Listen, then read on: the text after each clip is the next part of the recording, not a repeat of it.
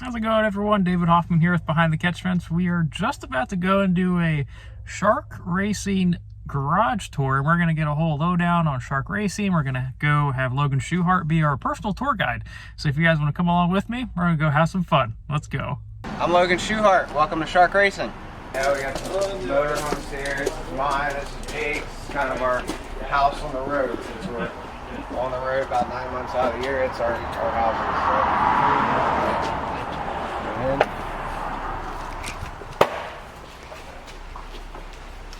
So obviously, you've been here since you were pretty much a kid. Can you tell me like some of your earliest memories of being here and just being in the business? Yeah, when I was a kid, we didn't race in go-karts and stuff. We didn't work out of here. We just kind of worked out of our trailer that we took to the go-kart races. But my grandpa built frames for a little while before we switched over to Triple X in 2014 when I started running the Outlaws for Jake and I. And then his brother Joey works out of here. He does a lot of welding, fabricating, some government work, and a little bit of everything for a very smart guy, very good with that kind of stuff. But Jacob and I's operation, since we started running 410s, has been out of here, and then Jacob just recently moved out and rented a shop not too far up the road. So our cars, the 1S team is in here right now. We have 4 cars in here currently. One our federated cars in the trailer right now, but this would be a car that we started with the beginning of the 2024 season, and we might sell it. Not totally sure yet. This was our crown jewel car that we ran in all the big races this season, and then our car that we're running tonight here at Williams Grove. So, and then we have a new frame over there in the corner, which is probably going to be a 2025 car. So, a little bit of everything going on in here right now, but yeah, this is where Jacob and I started.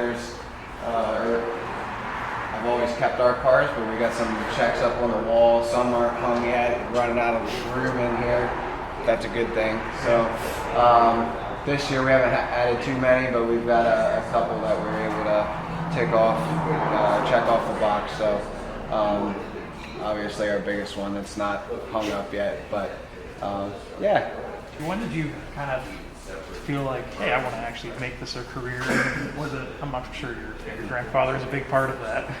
Yeah, my grandfather and a lot of other family members and friends along the way who chipped in to help us get our start and kind of build our race team up from the very bottom. I've always wanted to be at this level. It's always where I wanted to be and race for World Outlaw Championships and drive a sprint car for a living since I was a very little kid.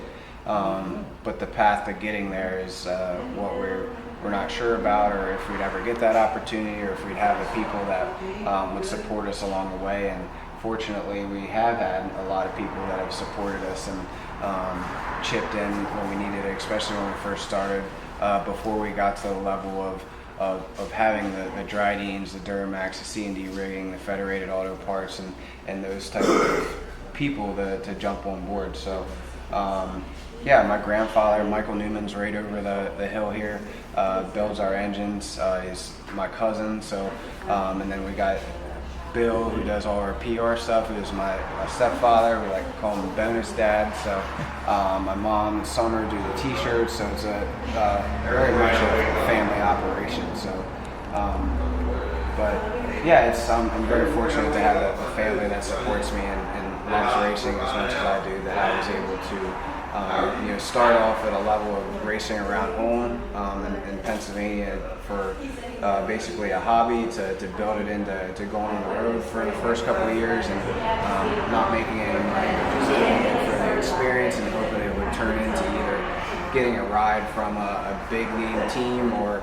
we could keep building our operation, which obviously is what happened. So we just kept building it from 2014, and here we are in 2024 with winning some of the biggest races in the sport and running up front with some of the best of the best.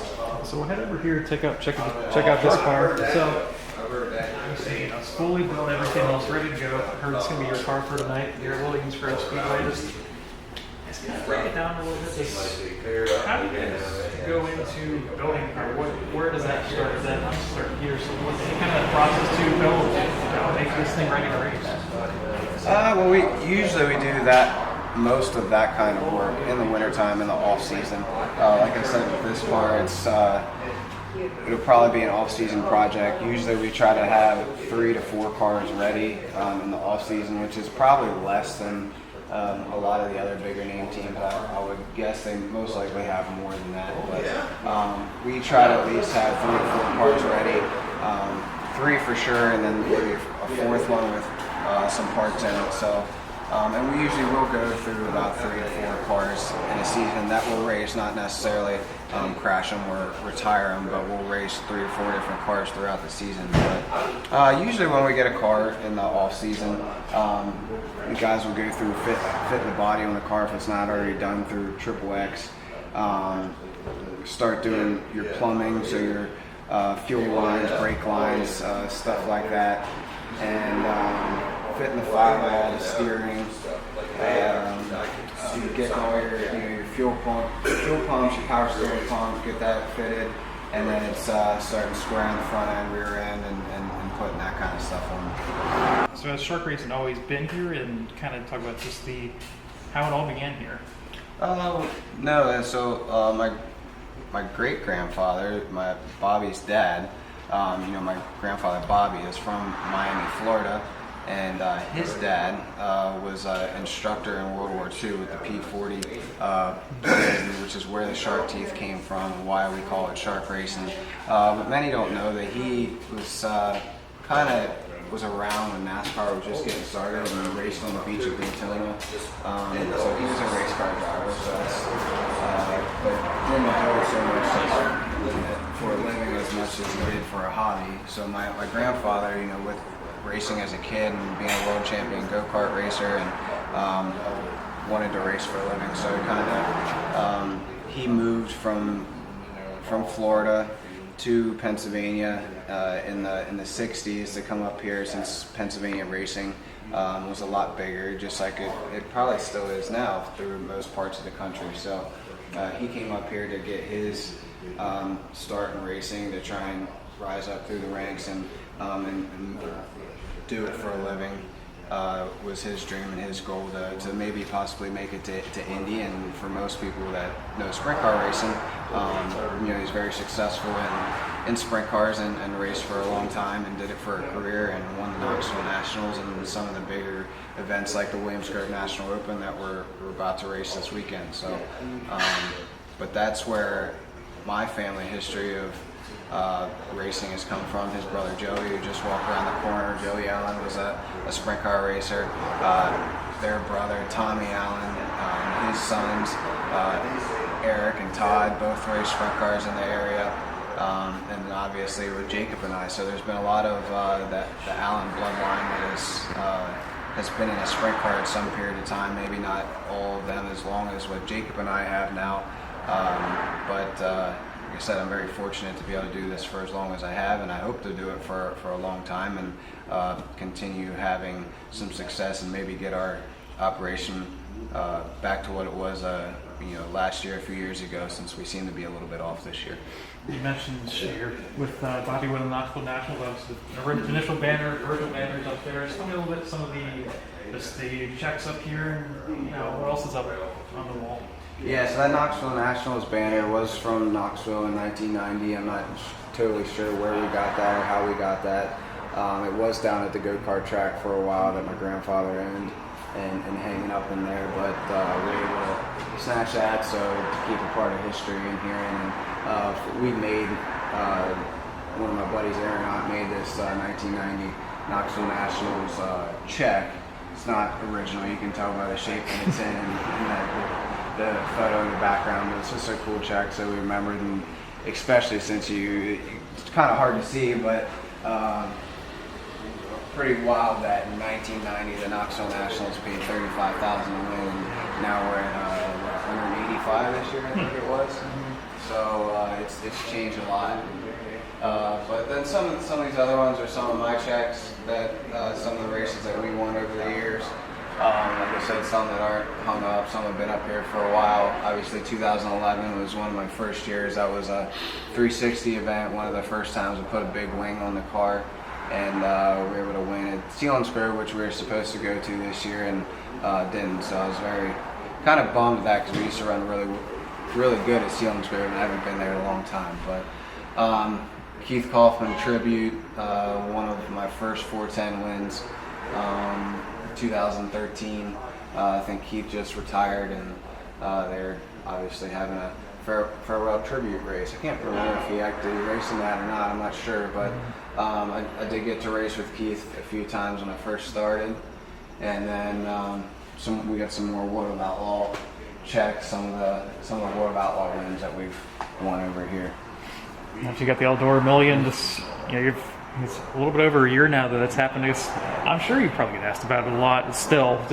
And for you guys to come back here, Hanover being, local place and everything else, what was I remember you telling me the one time about how people would be honking their horns as they're driving by because they knew how big that was. How exciting was that for you guys to relish in something like that?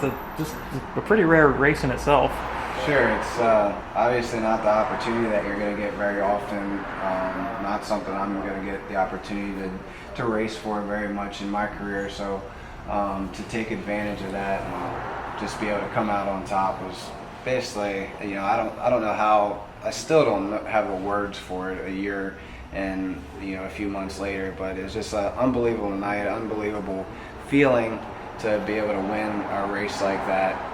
And I knew we'd have a good shot at it, being good at Eldora in the past 5-6 years. We always seemed to run up front there and have good runs, so I felt like we were going to be fast and have a good shot to run really well there, but to actually put the 2 days together to put ourselves up front and then kind of come out on top and really run away with it was pretty spectacular. And I know I've heard that this is the crown jewel car. What makes this car the crown jewel car compared to any of the other ones that are in here? Is there something different about it? Well, we spent a little more money on this one to try and lighten it up, put any of the best stuff like that on it,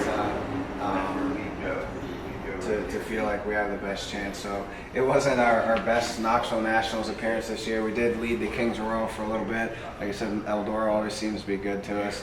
And then we faded a little bit at the end coming in fourth. But definitely the Kings Royal, I wish I had that one back because I feel like we had a very good chance to win. And I just didn't do a very good job after the yellow to stay out front. But yeah, it's just a few different parts on it that make it a little bit lighter. And we've had some rule changes the last 2 years that have added some weight to the car with the fire bottles.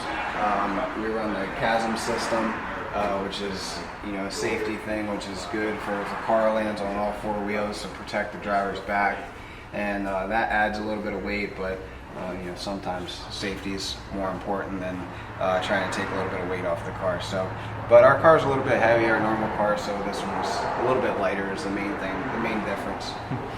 And final question for me, just throughout the week, obviously you guys are constantly on the road and everything else. How do you? I don't know how much you guys kind of help out with the cars. What do you feel your role is throughout the weekdays and leading up and helping the team get to where they want to be? Well, I have a great group of guys that surround me, like I said, as far as our family that's not always on the road but doing a lot behind the scenes to make sure our operation goes smoothly. But like I said, my stepfather, Bill, who's basically like a team manager slash PR, head of PR, and always talking and working with sponsors.